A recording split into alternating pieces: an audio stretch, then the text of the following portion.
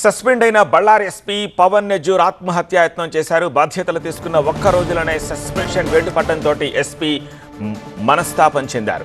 బళ్ళారిలో అల్లర్లను అదుపు చేయలేకపోయారని జిల్లా ఎస్పీపై వేటు వేశారు కర్ణాటక ముఖ్యమంత్రి సిద్ధరామయ్య.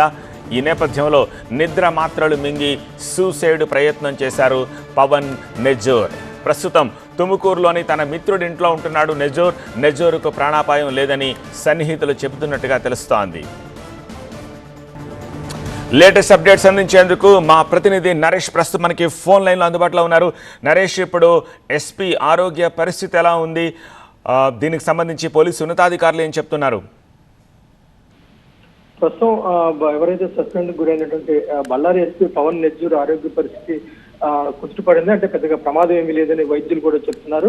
అయితే కేవలం ఒక్కరోజు, అంటే జిల్లా ఎస్పీగా బాధ్యత తీసుకున్న ఒక్క రోజుకే సస్పెన్షన్ గురవడంతో తీవ్ర మనస్తాపానికి గురైనటువంటి పవన్ నెజ్జూర్ నిద్ర మాత్రలు మింగి ఆత్మహత్యాయత్నానికి పాల్పడ్డట్టుగా ప్రాథమికంగా తెలుస్తుంది.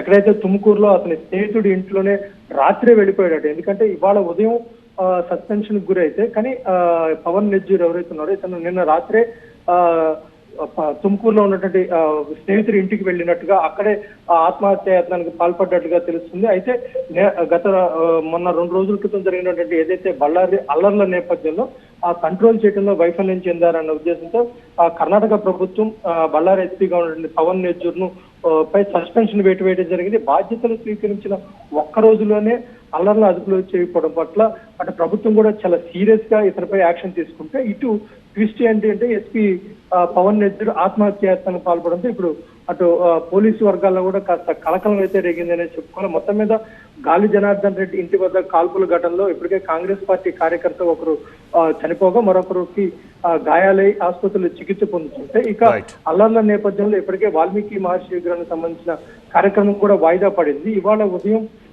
ఎస్పీపై సస్పెన్షన్ వేటు పడితే ఇప్పుడు బళ్ళారి ఎస్పీగా ఉన్నటువంటి ఎవరైతే పవన్ నెజ్జూర్ ఆత్మహత్యాయత్నానికి పాల్పడడం కూడా కాస్త సంచలనం కలకలం రేపిందని చెప్పుకోవాలి. ఇప్పుడు పోలీసులు అయితే మాత్రం పవన్ నెజ్జూర్ ని కాస్త దగ్గరుండి పర్యవేక్షిస్తున్నారు ఆరోగ్య పరిస్థితి. నిన్న బళ్ళారిలో రణరంగం కనిపించింది. తనపై కాల్పులకు తెగబడ్డారు అంటూ బుల్లెట్ షెల్స్ తోటి గాలి జనార్దన్ రెడ్డి మీడియా ముందుకొచ్చారు.